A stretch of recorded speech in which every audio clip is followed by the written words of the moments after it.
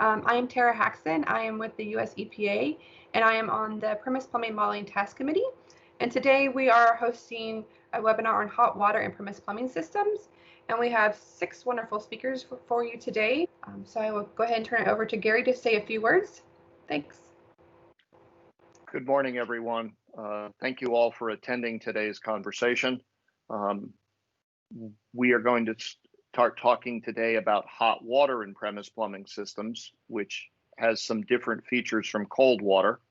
We're trying to do a comprehensive approach of looking at the question of hot water in the systems. And as a team, we've been talking a bunch before today's presentation. And what I'd like you to be thinking about now are questions you'd like us to consider in the last 30 minutes of today's presentation and start putting those into the chat. Those are exploratory questions. As they come up during the talk, as you're listening to things, please add them in then. But are there key questions you think we ought to be talking about hot water and premise plumbing systems, which is sort of why you attended today's presentation in the first place?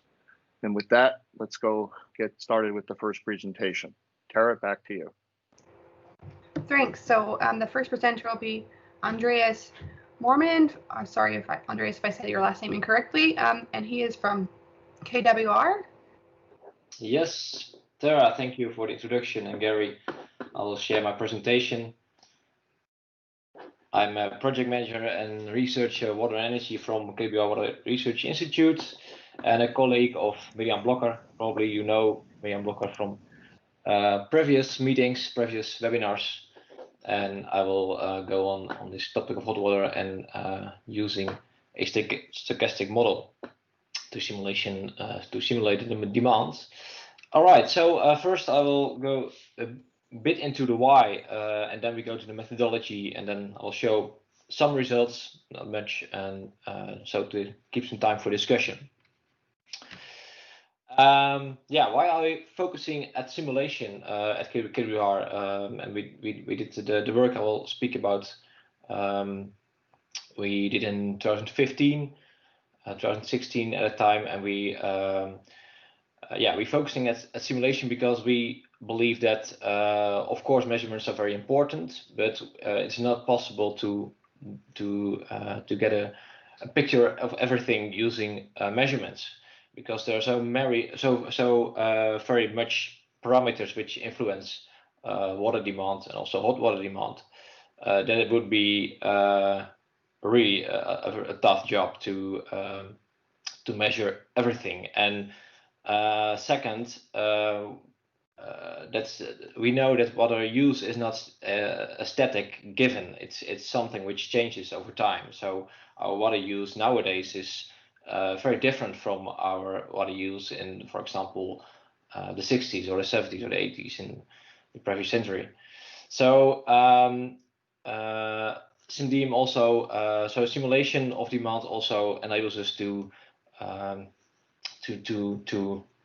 change a bit in time, so to say. So also we can do, what we also can do is modeling future scenarios, for example. So that's a bit about the why of simulation next to doing measurements.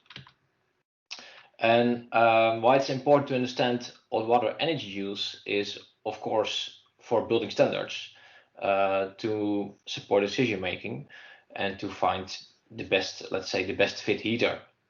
And I do not know the situation in the US by heart, but from the situation in the Netherlands, I can say that some standards can cause significant under or overestimation. And I will also show something about the material later on.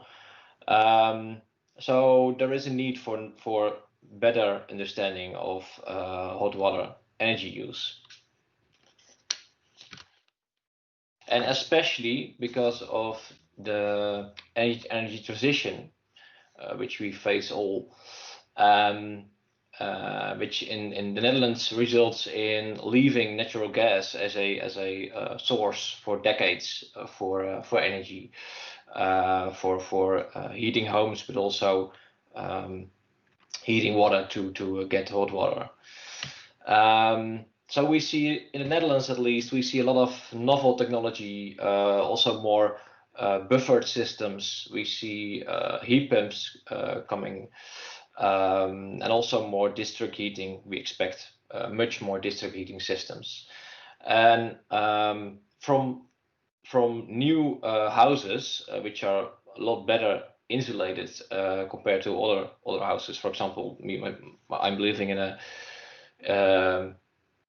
house of 1938, so of course that's not. I try to insulate it very well, but you will never get the insulation, the situation of new homes. So for what we see in the Netherlands, it's that new buildings have the energy demand for hot water is 80% and heating is 20%. And in other older buildings, what we were used to, it was the other way around. So 80% heating for the house itself and 20% for tap water. So that makes also that hot water energy use can be more and more a bottleneck, especially for novel and sustainable systems. And what I also see in the Netherlands is that people which are not really familiar with hot water and hot water use,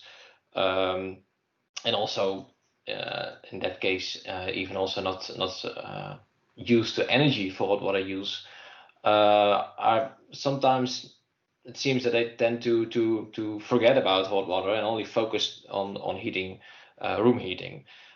So that can cause problems in practice, especially also when we look at concurrent use, which is something which I believe can be very well approached using stochastic models to find maximum flows, peak demands for smaller or larger systems.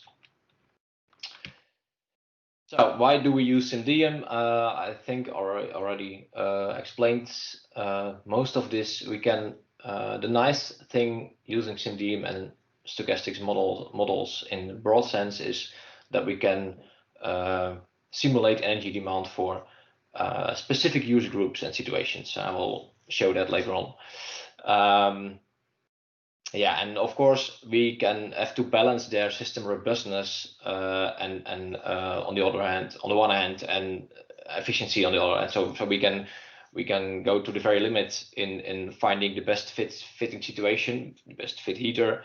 But of course there always has to be some robustness, and that's a balance in designing systems.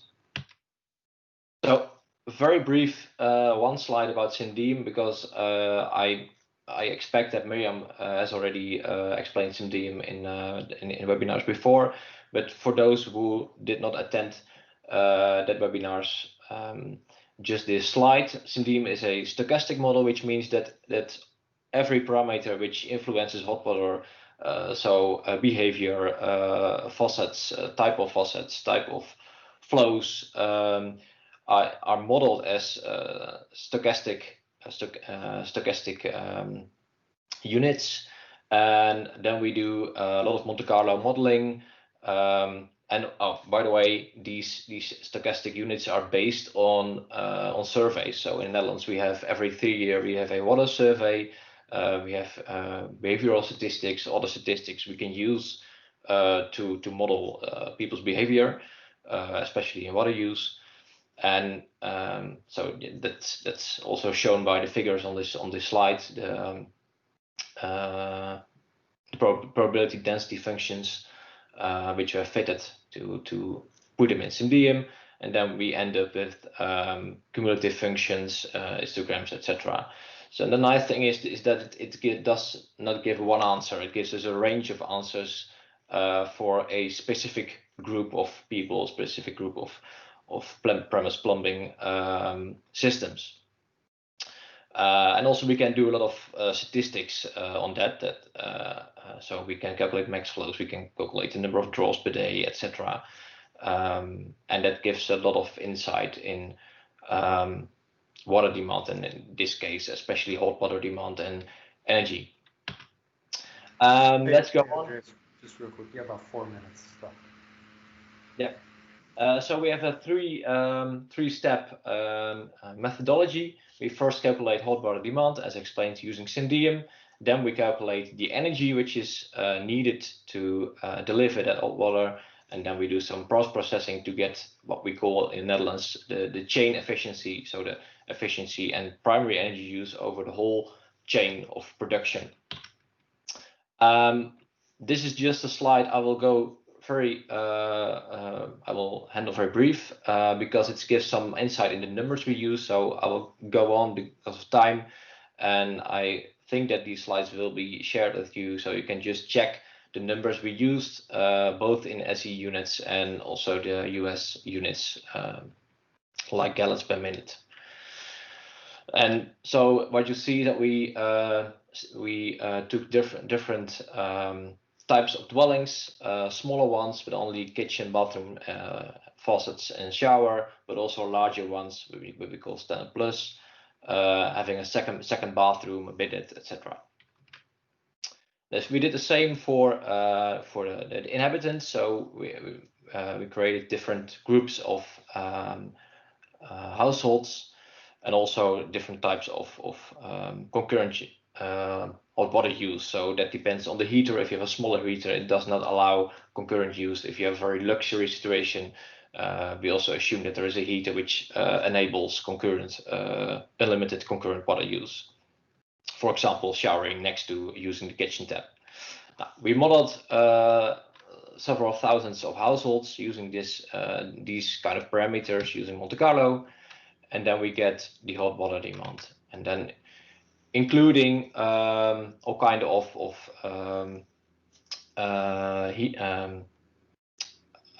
other parameters which influence the energy use, for example, shower heat recovery systems, but also heat loss during transport, which is based on warming up of pipe material, heat loss during transport, but also cooling down of the pipes after the draw has ended. And also we include the temperature of the drinking water which enters the system, because in the Netherlands we know that at least in winter season the water temperature which comes in is much lower than in summer. So that's also means something for the energy use for your hot water. Now we assume some based on surveys. We had some information about pipe length and volumes to calculate energy loss. I will also skip this one for the same reason. If you're interested, you can just have a look afterwards. Now, in our study, we also had a third step in which we calculated the chain efficiency, the cost, and the CO2 emissions using the primary energy. And in primary energy, we include also the heater efficiency, storage losses, startup losses in energy, but also auxiliary electrical energy, to make a fair comparison between, for example, electrical driven heaters and natural gas driven heaters. But I will skip this one because today we're only looking at the final energy, and that's the energy demand which is demanded from the heater itself, neglecting all the heater characteristics. Then we get the output, and it shows nicely the bandwidth, the 10 to 90th percentile for all kind of situations. On the left hand, it's a smaller household. On the right hand, it's a bigger household. And you also see very clearly the difference between winter time, 10 degrees Celsius input, and summertime, 20 degrees Celsius input. So we can model all kind of situations and also make comparisons, for example, with standards. So we modeled some other situations and compare that with the current standards. And then you see nicely the darker one is the current standard in the Netherlands, and the left one, the lighter gray bars, are Syndium results. And you see that for certain situations, also not only at the 9th percentile, but also on average or 7th or 6th percentile, it can be very different from what's nowadays in the standards. That was my story. I hope I'm still in time, almost. Thanks, Andreas. If there are any questions, we'll be pulling them up in discussion, but so far there were not any clarifying questions. So we will move on to the next speaker, who is going to be Jim Lutz. And Jim, can you go ahead and share your screen with us, please? Okay. I want to start talking about a project that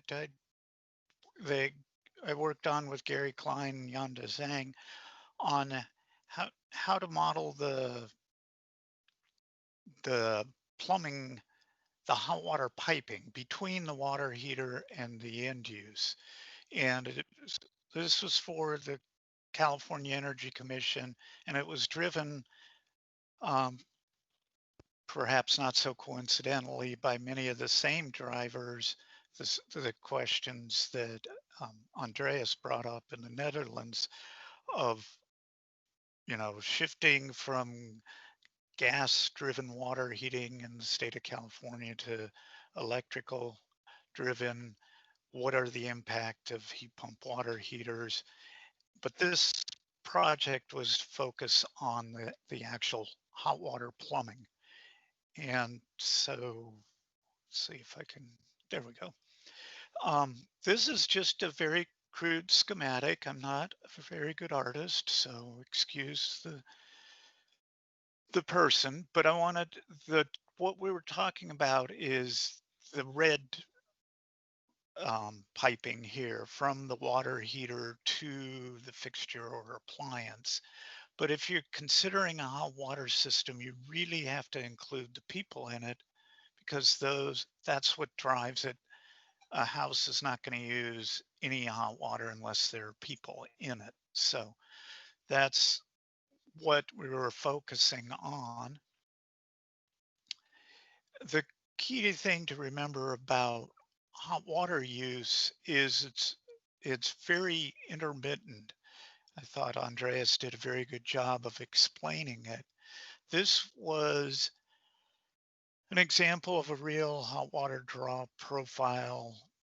The colors indicate the end use. This is actually a heavy water use day. They had 4 showers. They ran the dishwasher. They ran the clothes washer. Lots of faucet draws as well. But this is the type of this is what a hot water use profile looks like, and you'll notice that most of the time nothing is happening actually. So that's an important thing to consider when you are modeling hot water use, or the what's happening in the pipes and the premise plumbing. This is a sort of another schematic of hot water. This is the delivery phases. This is what the user sees. There's the stepping through it in time. Temperature is on the y-axis, time is on the x-axis. The structural weighting is the hot water pushing the cooled off hot water that was previously heated but has since cooled off out of the pipe, because the user wants hot water. The behavioral weighting is, you don't see it on all draws, but you often see it on showers, is the user turned on the water, is waiting for it to get hot. It takes too long, so they go off and do something else. And by the time they come back and start using the shower, it's been hot for a while. The actual use is the hot water. And this is for showers. Showers are the most common, longest hot water use. And they are actually one of the few uses where the water is used for more than a minute or so. And then after the water is used, the temperature, it cools back down to room temperature. So thinking about it from a fluid dynamics perspective of what's happening inside the pipe instead of what's happening at the end use or for the user, you have the startup section. That's where the hot water is pushing out cold water or cooled off water. It's very dynamic physics wise. The temperature of the water is changing, and it turns out the viscosity of water is changing. The hot water has less viscosity than cold water. Water is not very viscous, but it's like, you know, a factor of 2 or 3 in the temperature range that we usually deal with. You may have changes in flow regimes going from laminar to transitional to turbulent. There's, as far as I've been able to tell, there's no analytic models, mathematical models of how to capture that effect. From studies Carl Hiller did for Gary, well, not with Gary, but for Gary, you commonly see 1.5, 2.5 times the volume of the cold water, of the volume of the water in the pipe needs to be pushed out before you reach steady state. The steady state is where everything's constant, but it's flowing. That actually rarely happens inside premise plumbing. It's showers, maybe, and baths, and that's probably about it, because people don't use hot water for long enough duration for it to get to steady state, except in those conditions. And the modeling of that is well understood. Engineers have known how to do that. The heat losses, the flow, the pressure drop due to the resistance of the pipe wall. That's actually fairly well understood and can be modeled well. The decay is after the water stops flowing, the user's done, they turn off the water, it just sits there and it cools off. And again, that is actually well understood. I think it's Newtonian cooling from that Newton, centuries ago. So, and even with a well-insulated pipe, after about a half hour, maybe 45 minutes at the most, the water will be back down to room temperature. The insulate, and that's a well-insulated pipe, and a lot of them aren't. And most of the time in a hot water system, water is not flowing and nothing's happening thermodynamically. There may be things happening biologically and chemically, but thermodynamically, nothing's happening. So that's easy to model. The pie chart is my estimate of the time so that water is flowing, and this is at the water heater. If you look at any individual faucet or shower head or any individual end use, it's much less use, even though, because the water heater provides hot water to all the uses, whereas the end use only uses some of the hot water. So this is the project Gary and Yanda and John and I were working on. Code changes and implications of residential low flow hot water fixtures. It was a lot of the same reasons for that Andreas was explaining the project he was working on. California has a building energy efficiency standards, and so when you build a new building in California, part of your getting your building permit, you have to demonstrate that it meets the energy efficiency standards. To do that, there's a computer building energy simulation model that's we've been using in California for a couple decades now. The distribution, the hot water portion of it is, well, don't get me started. It's not very well modeled. And this project was to account for the impact of the distribution system on the performance of the model. In California, new buildings, hot water use is over half of the gas use, and so it's important to get it right. And this was an attempt to look at how to do it. Hey, Jim, you got about 2 minutes remaining. Oh man, okay. Anyways, we didn't know about Cymdium when we started the project, so we built a spreadsheet model. Jana built it.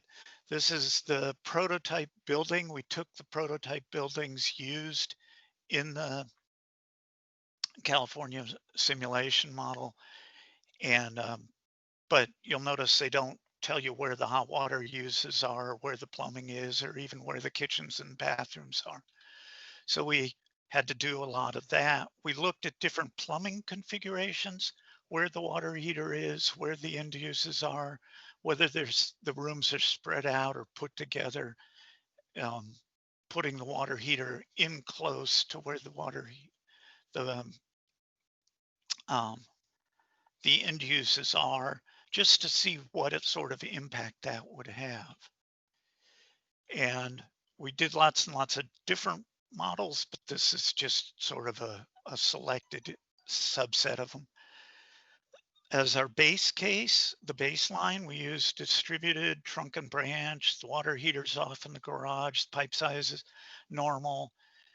Turns out that the energy distribution loss, how much energy is put into the pipes at the water heater versus getting out at the end use, about 31% of that energy is lost into the distribution system. The loads not met is how much of the loads how much of the draw actually provided hot water to the user. The reason they turned on the faucet or got in the shower, how much of the water that came out was at a usable temperature. And this is a baseline. It's actually a fairly good design, sort of standard, but on the good end. And we did lots and lots of different choices of where the kitchen and the bathroom were related to the water heater. And as you can see, and then decreasing pipe sizes and all, as you can see, we could get the energy loss down to the distribution energy loss down to maybe about 10%, but the load's not met. We've really struggled to get it down, under 20%. So just thinking of hot water as a service that's being provided to the end user and trying to figure out how to model that, how to rate it, and what recommendations we should put into the building codes to reduce the energy consumption caused by a badly designed distribution system. And I probably better stop before the mic gets yanked away from me. Great, thanks, Jim. I appreciate it. Our next two speakers are going to be combined speaker presentations. So first up is Marlia. And, Marlia, can you share your screen? Yes. She was formerly from UC Boulder, but now is at NIST. And then her co-presenter will be Denier, who is currently at Drexel. Hello, everyone. I am Marilia. I'm currently working as a guest researcher at NIST, but I'm going to present the study I conducted at CU Boulder as a master's student in collaboration with my colleague Denier Tolofari from Drexel University.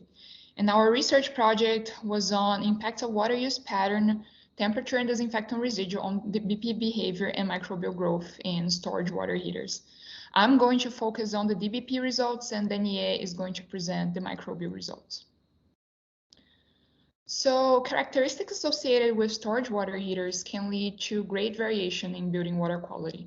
So for example, water stagnation due to irregular use, the presence of a wide range of materials, the high specific surface area compared to the main distribution system, and the extreme temperatures that water could be exposed to.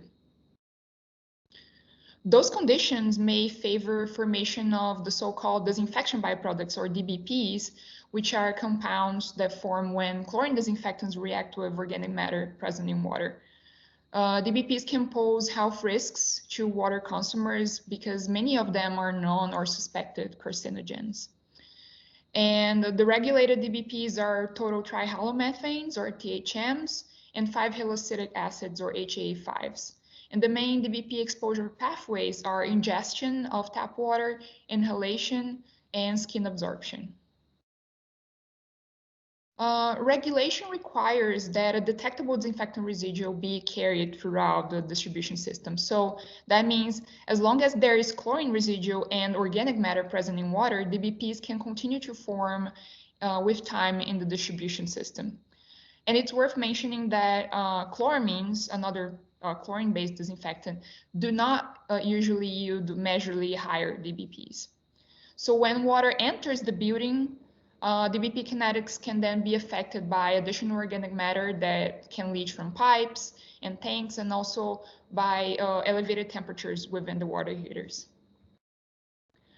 And conditions in hot water tanks can also lead to regrowth of microorganisms, especially those known as opportunistic premise plumbing pathogens that could cause respiratory diseases mainly to immunocompromised people. And changes in bacterial water quality can also be monitored by heterotrophic plate counts, or HPCs. So the objective of our study was to systematically evaluate the impact of conditions associated with the use of storage water heaters on both DBP formation and microbial growth. So we operated 2 identical systems in Boulder, Colorado, and in Philadelphia, Pennsylvania, such as the one you can see in the figure to the right. And we had 4 50-gallon electric water heaters connected to shower heads. So by running the experiment in those 2 different locations, we were able to test the impact of different disinfectant residuals, chlorine in Boulder and chloramines in Philadelphia. We operated the tanks at high and low use patterns and 2 temperature settings. So our specific tank water heater model did not allow us to choose exact temperatures. So we had 2 settings, a hot setting, which was approximately 48 degrees Celsius, and a very hot setting of approximately 60 degrees Celsius. So for the highest pattern, we operated the tanks 3 times per day for 40 minutes, or 180 gallons per day, with a 3-hour interval in between uses. And we also tested the impact of water consumption throughout the day. So we took morning and afternoon samples, and we called those high early and high late uses. So the water stagnation between uses we tested for the highest pattern were 3 and 16 hours. But for the low use pattern, we operated the tanks only once a day for 20 minutes, or 30 gallons per day. And that corresponds to a 24-hour stagnation between uses. We collected feed samples to represent the cold water from the distribution system after this line was flushed. We also collected tank effluent samples, which were taken towards the end of the tank uses, so that we could evaluate the initial water quality that would remain stagnant in the tank before the actual use. And then we took point of use samples to evaluate consumer exposure. For microbial analysis, we took first draw 1 liter samples directly from shower heads to evaluate what would be the water quality of the stagnant water in the upstream premise plumbing. But for DBP samples, we took those at the sampling point right before the shower head to minimize volatilization, and we waited until the temperature stabilized. So we run the experiment in 2 phases. During phase 1, 2 tanks operated at high use, another 2 at low use, and all tanks were set to the hot temperature setting around 48 degrees Celsius. And during phase 2, we switched 2 of the tanks to about the very hot temperature, or 60 Celsius, while the other 2 operated at 48 degrees Celsius as controls.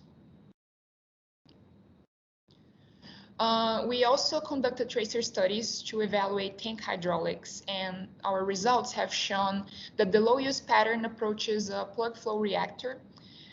And in fact, the tank volume is not completely displaced after the 20 minutes of use that we simulated in our low use pattern. So at this point, the cold water that is introduced near the bottom of the tank pushes hot water upwards, behaving as a plug flow. But for the high use pattern, it behaves more like a completely mixed reactor, because after the 40 minutes use, the tank has been completely displaced and more mixing is allowed within the tank. So we conducted some bench scale control studies in glass bottles to evaluate the BP kinetics under ideal conditions. This first study that we did was at laboratory temperature, in which water was held for 12 hours and a week. So chlorine residue was slightly decayed after 12 hours, and it was completely consumed after 7 days. And this graph shows that DBPs continue to form with increasing incubation time. It's worth mentioning that the y-axis that I'm showing here present normalized DBP concentrations, which is the ratio of change in DBPs in the samples compared to the feed water. In our elevated temperature control studies, water was held at 48 Celsius and 60 Celsius at the same stagnation times we simulated for our tank experiments, 3, 16, and 24 hours. So chlorine residue here decayed to below detection limit in only 3 hours due to the effect of temperature. And as a consequence, DBP formation was maximized at this short stagnation time. You can see that THMs were about 2.3 times higher and HA5s were about 1.4 times higher than the feed water. But after that, no additional formation of DBPs occurred, at least significantly, at the longer stagnation times. So as a conclusion, DBP formation in our chlorination system was likely a chlorine residue limited reaction after 3 hours, because reaction for DBP formation cannot proceed further if there is not enough residue to react with organic matter present in water. So now I'm going to show results from our tank experiment, starting with the chlorination system in Boulder. So in phase 1, when we operated all the tanks at the low temperature setting, chlorine residue was below detection limit in all point of use samples. But notice that the tank samples for the low use also had below detection limit residue, and we believe this was an impact of tank hydraulics. As a consequence, THM concentrations increased in the point of use samples, that they were on average 1.6 to 2.3 times higher than the feed, and HA5s were about 1.4 to 1.6 times higher than in the feed for all use patterns, and also in tank samples for the low use. So this increased DBP formation in point of view samples was probably directly related to the rapid decay of chlorine residue that occurred in those samples, which was similar to what our bench scale study shown. So in Philadelphia, for the chlorination system during phase 1, total chlorine residue also decayed at tank and point of view samples compared to the feed, but you can see that it was detectable in all samples, probably because chloramines are more persistent disinfectants than chlorine.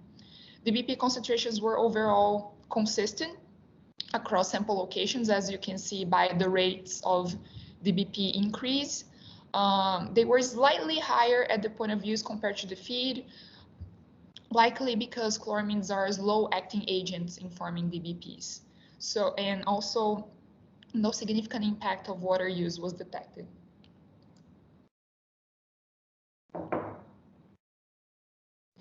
Now I'm going to show you phase 2 results, in which we evaluated the impact of the different water heater temperature settings under each use pattern. So for the chlorination system, results were similar to phase 1. No free chlorine was detected in our point of view samples, and the higher temperature did not lead to significant different THMs or HA5 concentrations compared to the lower temperature, again, as our bench scale tests have shown. excuse me. And the ratios of formation of DBPs were also very similar than in phase 1. For Philadelphia in phase 2, or the chloramination system, we decided to not report results because we noticed some irregular residual variations in the influent water that occurred in that system. But as chloramines are known as low-acting agents in forming DBPs, concentrations were expected to be consistent across sample locations, such as occurred for phase 1, even with the temperature increase of the water heater setting. And in fact, our results did show that trend. So in summary, for the chlorination system, elevated temperatures within the tank led to decrease in chlorine residual to below the detection limit, because the effect of temperature causes increasing reaction rate between disinfectant and organic matter present in water.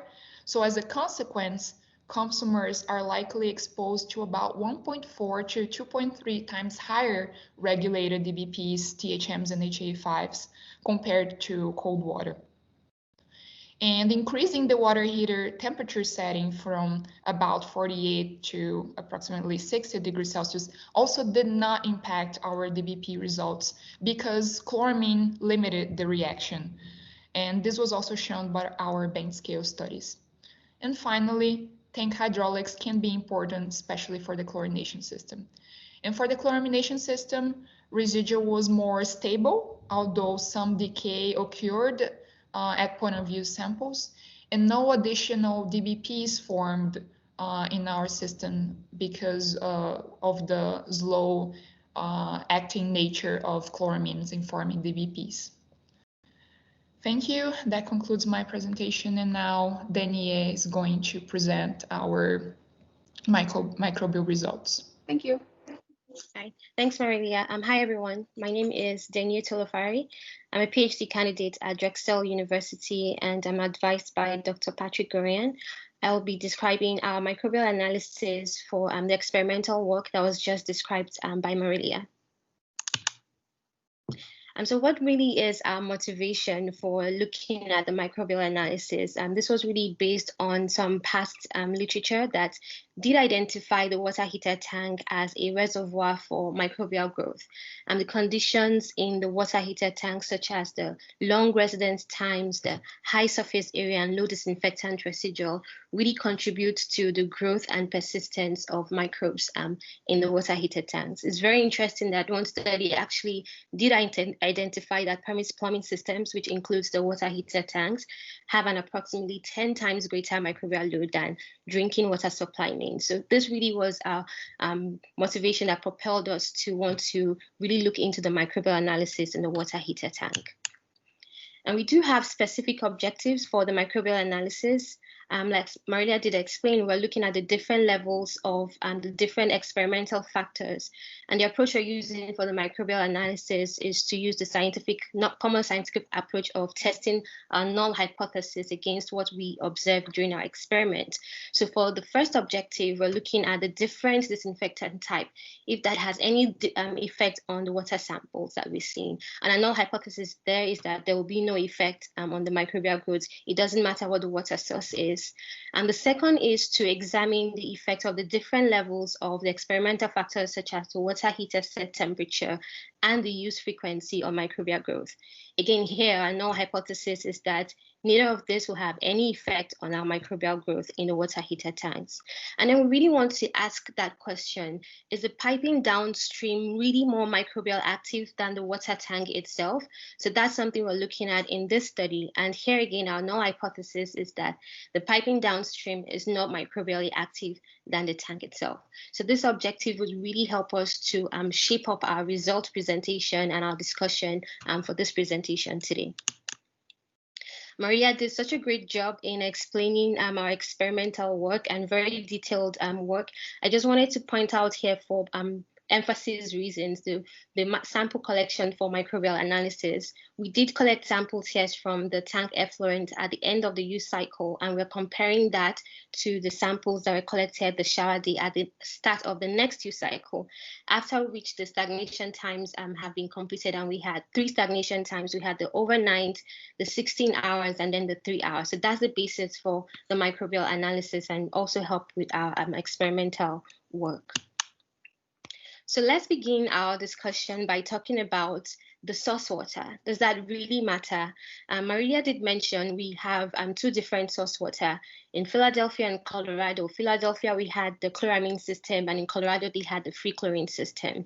What you're looking at is a box plot that shows the difference between the 2 source water, the chloramine and the free chlorine, for the different phases of our experiment, phase 1 and phase 2.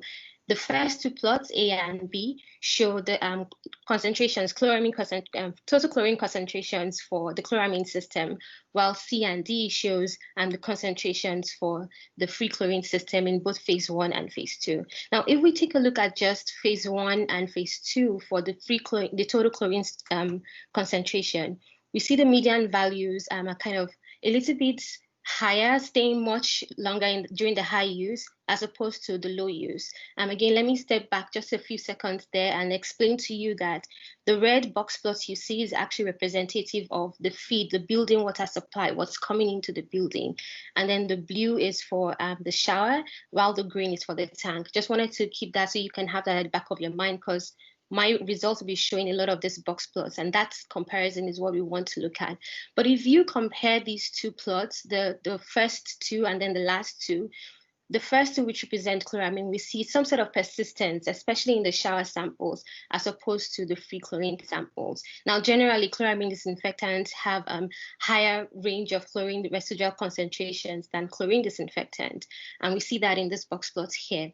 Now, we do see concentration in the tank here, kind of almost as high, the median value, as what's coming into the building, and this is due to the mixing in the water heater tanks, as Maria explained about the tank hydraulics. But why are we talking about all of this? Why are we concerned about the free chlorine? How does that relate to our microbial analysis? Well, we'll get to see that in the next plot.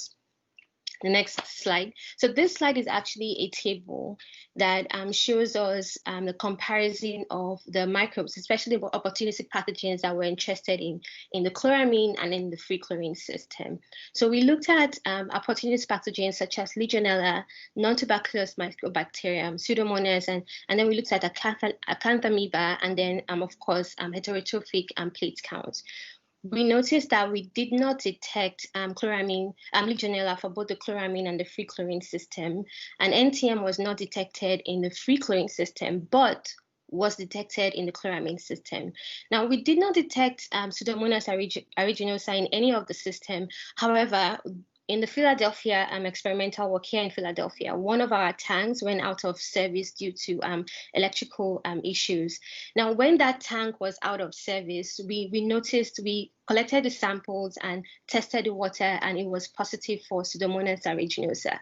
When that tank was put back in service and the water heater temperature came back on, when we tested the water again, we did not test any Pseudomonas. We did not get any result for Pseudomonas aeruginosa, kind of telling us that probably temperature was able to control the Pseudomonas growth, and that's the reason why we didn't see any Pseudomonas growth in the chloramine and the free chlorine system. We did not detect any Acanthamoeba, but the free-living and thermophilic that we tested for. But of course, we detected heterotrophic plate counts in both systems. So the result that I'll be showing to you will be based mainly on the HPCs and the NTM for the chloramine system. So I'm going to go to the next factor here, which is the water heater set temperature. So the water heater set temperature, we had 2 different temperatures for the phase 2. We had the high, which was, as Marilia said, about 48 degrees Celsius, and then the very high, which is about 60 degrees Celsius. Now, at very high temperature setting, we see the median values are lower, but it's more dramatic when we look at the free chlorine system. Of course, we don't really see observe as much, so we had to conduct statistical analysis to see if our observations are significantly different or not. And then in the free chlorine system, we observed that HPCs in the very hot temperature, especially in the tanks, were significantly lower than in the high temperature in the tank, and we see that observed in the plots. And in the chloramine system, the HPCs in the very high temperature were significantly lower, but then that significance was only for the tank and not for the shower. And so what is... You have about 5 minutes remaining. Thank you. And so what is the effect of the water heater set temperature for NTM? Well, at very high temperature, the lower concentrations of NTM were observed in the shower, but not in the tank. So while temperature was effective for HPCs, we don't really observe that in the NTM, although it wasn't significantly different, but that observation, we didn't see that as much here in NTM. Aurelia did explain our tank hydraulics, and how does that relate to our microbial analysis?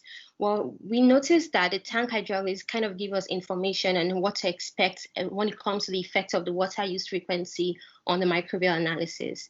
For the low use, we would expect to see more concentrations because the water has been sitting there for a long time. Since less than 1 tank of the volume used is just leading to that thermal stratification where we have the warmer sitting on top and then the less buoyant colder water in the tank. So we would expect more concentrations of microbes in the low use, as opposed to the high use where we have that complete mix and flushing going on, so we would expect less concentration. That is what the tank hydraulics has said. Now let's see if that matches our result exactly.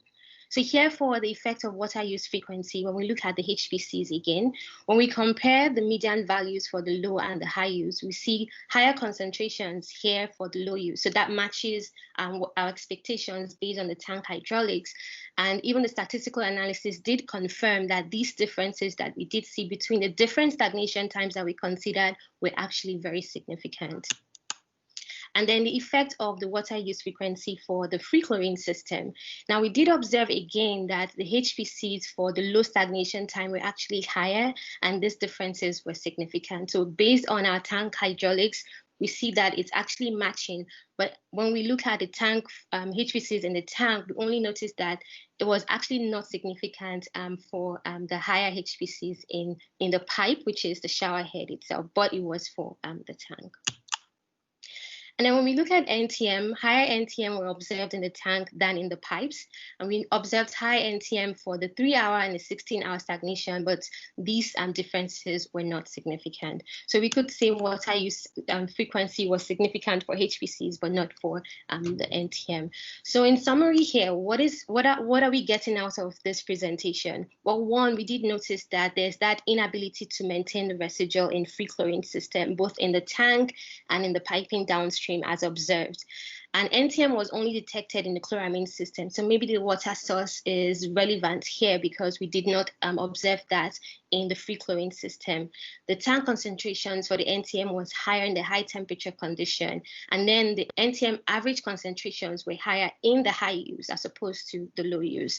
We did not observe any evidence of piping downstream being more microbially active than the tank itself. So maybe this is telling us to pay more attention to the tank than to the piping downstream itself.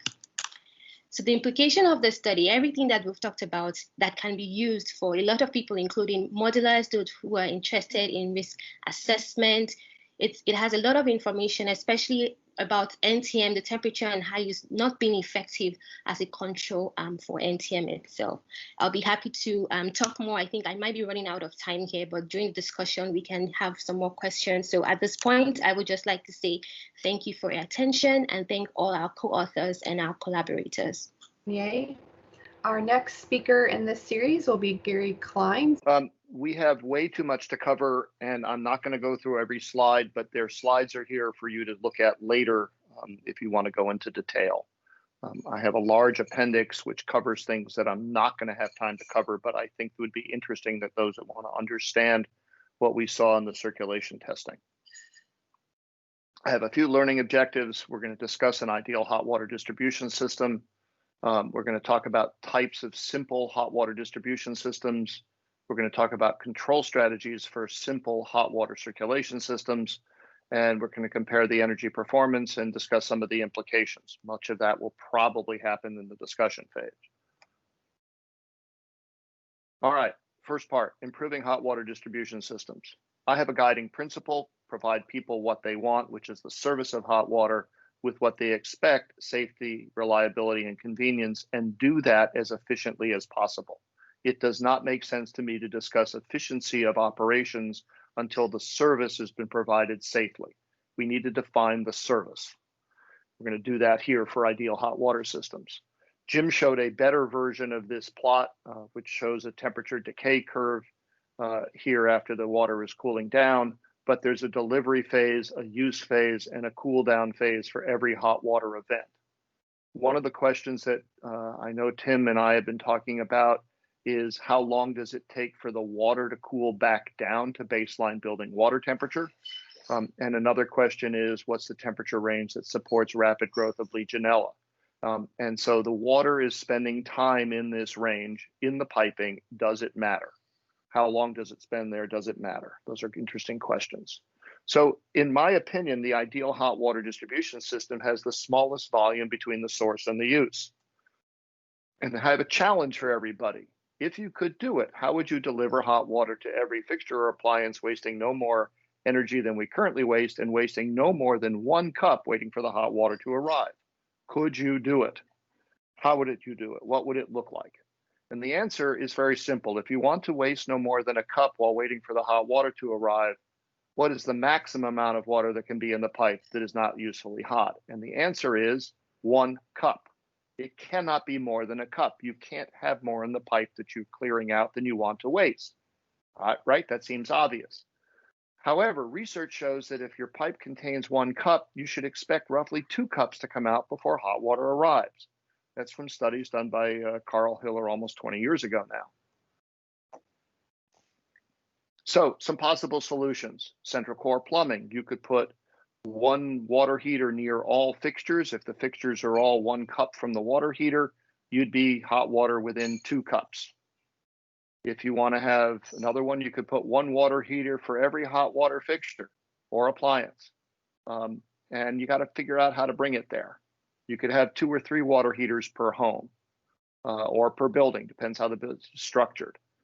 You could put heat trace on all the pipes, and in fact, you can trace from the water heater all the way to the angle stops of the fixtures, and you'd have hot water pretty much everywhere whenever you wanted it. And then the circulation loop is the most buildable choice, and we're going to talk about circulation loops today. One of the questions I suspect some of you have is how many feet of pipe is equal to a cup?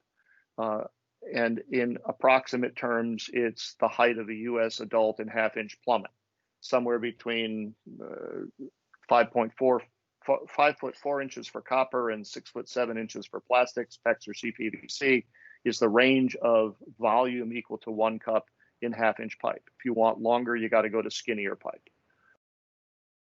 So to improve the delivery phase, which is getting hot water sooner by minimizing the waste of water, energy, and time, the only way we have found to do this is to reduce the volume in the pipe between the source and the use. There aren't any other ways we've found. You've got to reduce volume in order to make time quicker. Okay, and some of these might also help, and I'm not going to spend time on them for today. Tim's going to talk about this slide a bit more than I am, but the basics are that in the hot water phase, you want the hot water to get there quicker, right? Delivery phase. If it gets there quicker, it turns out it gets there a little hotter.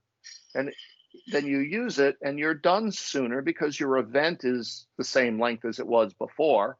And then it cools down depending on the diameter of the pipe or whether the pipe is insulated. And one of the key questions that we're going to talk about later is how much time does it spend in the pipe in the range that supports rapid growth of Legionella. We could do the same for other pathogens. If we had the temperature ranges, we'd be able to see it better. Then I want to talk about types of simple distribution systems to give everybody a common playing field. A few definitions. A twig serves 1 fixture, fitting, or appliance. A branch serves more than 1. A trunk serves many, and a main serves the building. The plumbing codes do not use the word twig. They sometimes call it a fixture branch. And since they don't all say the same thing, I use twig. This is a single trunk, branch, and twig system. Water heaters at one side, the furthest fixtures are at the other end of the plumbing. The other end of the plumbing might be far away in physical distance across a house or a building, but it might also end up being close to the water heater. You don't know how the plumber actually plumbed it, okay? And so you've got to figure that out in terms of figuring out the end of the plumbing. But nonetheless, this is the most common plumbing system we have found in the United States, and I suspect it's also probably the most common in much of the world. Water heater at one end, furthest fixture at the other end. There's a primary trunk line ending at twigs at the far end of the building. This is a multiple trunk, branch, and twig. I'm showing two of them. Water heater is in a corner, and there's one direction of plumbing going up and another one going off to the right.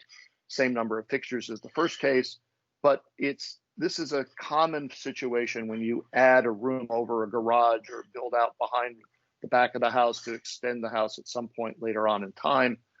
Sometimes there's a wing that goes east-west or north-south, and you end up with that. So you could have more than one trunk. But the key is, do you have more than one primary path? This is a radial system with central core clustered fixtures. This was pretty common in older houses in the US. A lot of houses had basements. Most plumbing was on the floor above or the floors above. And there were short runs to each fixture because for old houses, plumbing was an add-on, not an original thought. So they had to figure out how to do it with the fewest feet of pipe. This is a modern version of home run radial systems where there's a manifold near the water heater. And this manifold near the water heater, this is not shown correctly, these should each be separate points, is the place where the water, this is the trunk line, the common shared path for all systems. This is a master bathroom, and you'll notice that there are now a lot of feet of pipe serving the two sinks, the shower, and the tub in that bathroom.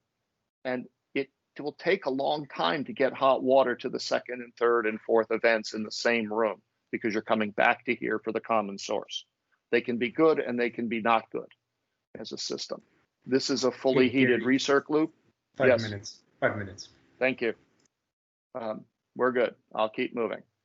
This is a fully heated loop, and this is a half heated loop. It's a loop. There's no point in whether, whether you keep the return hot or not depends on your control strategy, and you have choices. All right, simple circulation systems. We're making progress.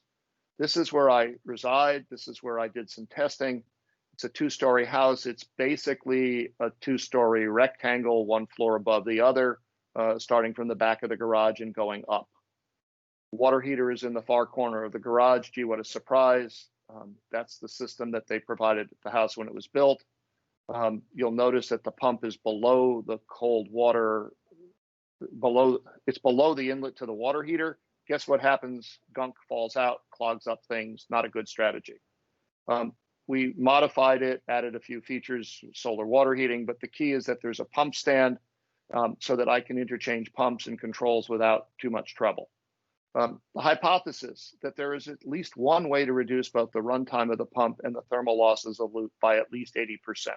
I went looking to see if there was a way to do this. So the theory turns out there are 6 types of circulation controls, and learning controls are some combination of temperature and time, but you need to remember that they can remember both good and bad behaviors, and that learning controls can't tell the difference. So I'm very leery of learning controls. But given the same plumbing layout, they'll all waste the same amount of water at the beginning of a hot water event. That's the structural waste that you've built in the volume from the circ loop to the fixtures. And the difference is the energy.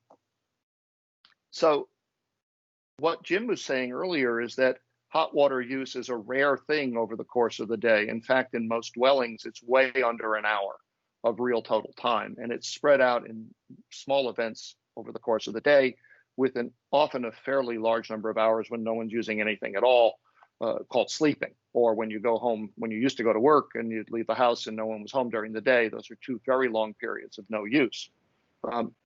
So recirc loops are 24 hours a day, 12 hours, 8 hours, et cetera, and demand control priming is a different choice.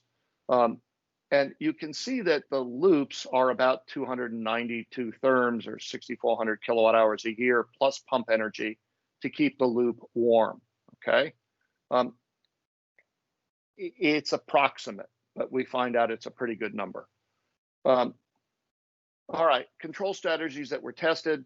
I'll show you those in a little bit. All right, here's an example of continuous circulation. Water leaves the water heater at this blue line. It comes back in the return at this green line. You'll notice there's a difference, and you notice that it keeps decaying over time. Then it bounces at the bottom, it cools off. The water heater says, I'm cold, turn on. It reheats the whole system, cools down till the water heater needs to be reheated, and it keeps doing this throughout the night or the day. This is a nighttime pattern that's very clear. Okay, that difference is what I'm interested in, is the MCP delta T. This is showing you what happens with pulsed timing. A pulsed timer is the water comes on for 5 minutes to prime the line with hot water. It then shuts off, the pipe temperatures cool back down again, and you see this characteristic sawtooth that's closer together than it was in the other case. Here, I ran out of timing cycles on the device I had. I let it cool down over the course of the night, and then it came back on in the morning and started again. This is an aquastat at medium flow rates of 1.2 gallons a minute. And again, you see this on, off feature without the timing cycle built in from the other timer. You can think of bandwidth aquastats as temperature-based timing cycles. When they get cold, they turn on. When they get hot, they turn off. The hot and cold are set by the bandwidth. It turns out the ones we used are snap switches, and they're both inaccurate and imprecise. It's great to be failing in two different ways. But the key is that they do this up and down, up and down. And what I will tell you is at 85 to 105, which is a common aquastat sold for residential applications, that 105 is the first temperature that's considered hot water in my book. It's what I'm willing to take a shower in. And we often got complaints in our household that the temperatures weren't hot enough to take a shower, so it wasn't useful. This is showing at high speed. The difference between high speed and low and medium speed is that the pump moves the water a bit faster, 50% faster in this case, and you can find in some occasions that it doesn't actually get hot enough to turn off, and it just keeps going, just like it would in the middle of the night with continuous. Not good. This is showing the 105 to 115 aquastat. Again, it does this characteristic sawtooth. It's supposed to look like it here on the right, where it goes up and down and up and down. And what's happening in the other part of the day is that it just never reached the shutoff point. That's a combination of the set point of the water heater and the inaccuracy of the aquastat. Same basic problem. With high speed and higher temperature set points, we got rid of that long-term running, and it's continued to bounce appropriately. This is what you'd expect it to look like. This is demand-controlled activation, where I tell the pump to come on shortly before a desired use. That turns out to be an interesting question of how soon in advance do you need, or how long in advance do you need to hit the button before you turn it on. You could walk past a motion sensor, but the key is that there's some action taken in order to tell the pump to come on. It's not an automatic set of controls. You can see 1, 2, 3, 4 events over the course of the day. This was pretty typical. This was, looking at the data we had, this was a very typical day type. And you can see that there are these events. Each one of those events, if you look inside of it, looks like this. The pump came on, it ran along at about high speed, 1.8 gallons a minute. And then for some reason, the pump stopped seeing enough flow. It meant someone turned on the tap. So I'm going to tell you that whoever hit the button waited too long to turn it on. If they'd hit it a minute sooner, they would have had hot water high at the temperature they wanted sooner than they got it. All right, this slide. This is the summary of what we found. And the key in the summary is this, that the loop losses, all the math is shown here. This is the base case of 24/7. And the question was, could I get these numbers down? Why? It turns out that the loop losses are greater than the use of hot water in the building in most cases. No matter how many occupants you have in a home, if you have a loop that loses this much energy, you'll lose that much energy whether you use a gallon a day or 100 gallons a day. And so these numbers are large, relatively speaking. The key was to come down, down, down, see if I could get these numbers, the energy losses of Luke down by 80%. And the answer was, none of the strategies I tried did that. I was able to get the runtime of the pumps down pretty easily to 80%, but I was not able to do that with any strategy, get both of them down except for demand controls. And the idea behind demand controls is that you prime the line with hot water shortly before the use. You know when the uses that you need hot water are. You tell it to prime when you want it. If you prime long enough in advance, it's on the order of a minute, then you will have hot water at your use when you turn on the tap with the minimal waste of water, energy, and time. All right, and I'm done. Thank you. And we'll be moving on to our final speaker of this series, which will be Tim Keene. So Tim, if you could bring up your presentation, turn on your video. Okay, so I'm going to be discussing a lot of the impacts of some of the things that we've already discussed regarding theory on the previous speakers, and the impact of codes and technology on Legionella risk and energy efficiency in building water systems. And as I do that, I've got this little video running that shows a faucet in a hospital where I did a Legionnaire's disease investigation. This building was 1 year old, had a 0.5 GPM flow restrictor on the faucet. I removed the flow restrictor, turned the faucet to half flow, no issue. And you can see here I've turned it to full flow. And this is what happens when you reduce the flow in a pipe that's sized for 3 to 5 GPM down to 0.5 GPM. So we want to get good flow, and we don't want to do that by putting a restrictor or a banana on the end of the pipe or in the exhaust pipe. We want to do it by sizing the pipes correctly in the first place. Bottom line, low flow, solids are going to precipitate out of solution and build up in a pipe. Laminar flow, you're going to have less issues, and turbulent flow, you're going to have the least issues. And this also relates to the issue of temperature, velocity, time to tap, water aging, and all those items we talked about.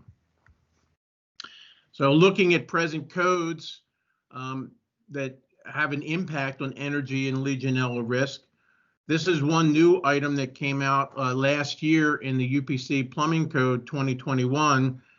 Table N104, it's actually a table that Gary and I worked on together and submitted, and it was included. And it shows the relationship between scald potential, which is a big concern in the plumbing industry, and Legionella growth. Between 85 and 110 is the highest potential for Legionella growth, and minimal to no potential for scald. And you recall from Gary's presentation, he said his aquastat was set for 85 to 105, perfect temperature for growing bacteria. And then when you get up to 110 to 120, you have a moderate potential for Legionella waterborne pathogen growth. And then above that, at 120 to 130, you have very low potential for Legionella growth and very low potential for scald risk. The VA hospital system operated between this range from 2009 to 2014 with no reported issues of scalding and very little issues with Legionella when it was implemented. So one of the things that's happened over the past couple of years is ASHRAE 90.1, which came out in 1989, required 110°F maximum at very high use fixtures, train stations, airports, etc., for an energy conservation reason. That was then implemented in plumbing codes for all plumbing, all public use hand washing sinks, whether it was high use or not, and greatly increased the risk for Legionella. Here's another old code, FDA code, which is greater than 100 degrees at sinks in food prep areas. Studies have shown that greater than 80 and even greater than 60 provides the same impact on cleanliness. So why require this higher temperature? People just haven't looked at it and changed it. And unfortunately, here's another code, VA Directive 1061, where VA changed their very effective code from 2009 to 14 to this one that's a very high cost, where it requires water be circulated at above 124 in all parts of the system at all times, and then reduced at the point of use. So looking at this, many places such as nursing homes are required to maintain this highest risk temperature at all times. And some codes actually require this temperature range at all times in public hand washing sinks. This 85 to 110 should be prohibited in all plumbing codes at all times, wherever possible, especially say in nursing homes where we have the highest risk people for Legionnaire's disease. We did find when we studied Flint homes that for energy saving purposes, many of the homes were operating their water heaters in the 110 and below range. And when you think about sinks, hot water temperature at sinks where you're not doing showering, but say in offices, schools, etc., where there is almost all sinks, 77 to 85 will save a tremendous amount of energy and have absolutely no Legionella risk at all. So this is something else that should be thought about, is getting the sink temperature down. And then when we have showers, we want to run at the 120 to 130, which is going to give us a very low risk for Legionella and a very low to no risk for scalding. Gary talked about getting hot water sooner to minimize waste and energy, and to do that, to reduce the volume of the water in a pipe. So here we see at 3 feet per second in a 3/8" pipe, we're going to have 1 GPM.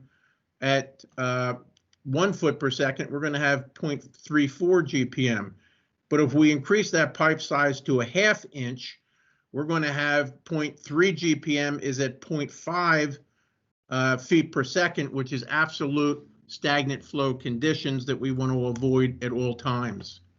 Gary talked about a circulating loop in a home hot water system as a way to get temperature to the tap quicker and reduce water use and reduce energy consumption. Here you can see the impact of heat transfer, conduction, and convection on that constant circulating line. This is one reason why studies have shown homes with no circulation have the lowest risk for Legionella compared to larger building systems with circulation, because that circulating loop might be running at 120 to 130 at all times, and the red line have the lowest risk. But off the red line, the first section of pipe is going to have significant conduction and convection. And then after that section, there's going to be no more conduction, but there will be convection. So there will be stratification in those twigs and branches, and that stratification is going to result in a significant part of that pipe off of the main flowing line, constantly between 85 and 110 degrees. So when we look at increasing Legionella risk or controlling Legionella risk, we find that the items that cause the greatest cost and the greatest loss in energy also resulted in the greatest Legionella risk. The demand control scenario with the lowest energy cost has the lowest Legionella risk, because when that hot water circulating pump is turned off, the lines in the main line as well as the twigs and branches goes to ambient temperature very quickly. And once at ambient temperature, the potential for Legionella to grow is very low. In these other lines in the red area, those lines are running 24/7, 365 with stratified branches that are maintained at the best temperature for culturing Legionella continuously. And that's what we want to get rid of. This is an outbreak case study I did at a hospital that was a year old, and that faucet came from the same hospital. Just give you an example of real life what happens when we oversize plumbing. The softeners in this hospital were 140 GPM, design service flow, peak flow of 190 GPM. and an inlet diameter of 3 inches. We studied the flow and we found that our average flow was somewhere around 15 GPM. So we took those softeners and we tested the water coming out of them. We had chloramine in the city supply, which Denier mentioned is very, very stable. And we found that these softeners were bioreactors that had destroyed all of the chloramine in the city supply. We also found significant levels of Legionella coming out of these things. So we eliminated those softeners and replaced them with these softeners, service flow of 55 GPM, peak flow of 78 GPM, and a volume and weight 30% lower than the other ones. And the result was, with the 15 GPM average flow, in the original softener, we had 0.68 feet per second going through that softener. We essentially had stagnant flow conditions, channeling, bacteria growth, you name it. And the replacement softener at the bottom in green, at 15 GPM, we went up to 2.7 feet per second velocity. And at 35 GPM, we went up to 6 feet per second velocity. We eliminated the retention issues in the softener. We regenerated the softener on a daily basis.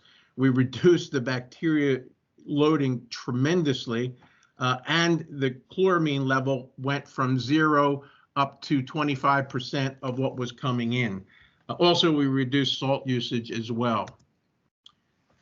So talking about what happens in homes, did an outbreak investigation in a multi-zone apartment complex for the elderly that had electric hot water heaters. Basically, what happens with an electric hot water heater is you're going to get stratification. You're going to get cool temperatures at the bottom. In a gas hot water heater, you're going to have circulation due to thermodynamics with the heat at the bottom, natural circulation. This is kind of showing what happens in a gas hot water heater and why it's so difficult to get rid of Legionella in it once it starts growing. We had to implement a lot of controls. We found lower elements on heaters were out of work and they had to be replaced. So we put in better maintenance protocols to ensure both elements were working. But real life, this is what happens when you stratify a system, either in a hot water heater or in a constantly circulating hot water system with poor flow. Here's another thing that's becoming common. People are putting in solar tanks with boosters, and that tank may be operating at 80 to 100 degrees, and then the booster heater after the tank is going to elevate the temperature to 130 or 140. That booster heater will not elevate the temperature enough to kill the Legionella that may be growing in that original solar tank. So that's another concern from new designs that are coming out there. New usage and new designs that are a huge benefit are point of use heaters, either in sink faucets where you don't have to run hot water lines at all, or in instantaneous hot water heaters that might be useful to run in parts of a building or parts of a house, say in the garage, instead of running hot water to a fixture that's almost never used, putting in a little point of use instantaneous hot water heater. New technology, huge benefit in residential as well as commercial and industrial applications as well, in reducing the pipe circulation, reducing the pipe fixtures, and reducing the pipe sizes. Kind of wrapping up here, discussed lightly all these issues: flow, velocity, time to tap, pipe diameter, branch length, fixture count, fixture grouping, water aging, equipment sizing, bacteria growth, water savings, and energy loss. Denier had mentioned bacteria growth in different types of heaters. Marilee had mentioned water aging, and Gary and Jim went through these issues as well. So we want to look at and think outside of the box. We want to maintain these plumbing systems with the smallest amount of fixtures. Gary said he likes to give the customer what they want. I prefer giving them what they need. We want to have hot water to tap quickly. we don't want to run that pump 24/7 because that's going to be the greatest heat loss. We want that on-demand push a button. And when you do that, you're going to have the least amount of heat loss and the least amount of energy consumption and the least amount of Legionella risk. So we may have to change our mindset a little bit. We may have to come up with new controls, but this is an easy thing to do if people start thinking outside of the box on developing protocols, strategies, designs, and in particular, plumbing codes. That's all I have. Back to you, Tara. Great, thanks, Tim. I appreciate it. And thanks to everyone who participated in the presentations. So again, if you have more information about our webinar series or want to be added to the distribution list, please email Jun Suk Lee, who is our task committee chair, to be added to the distribution list.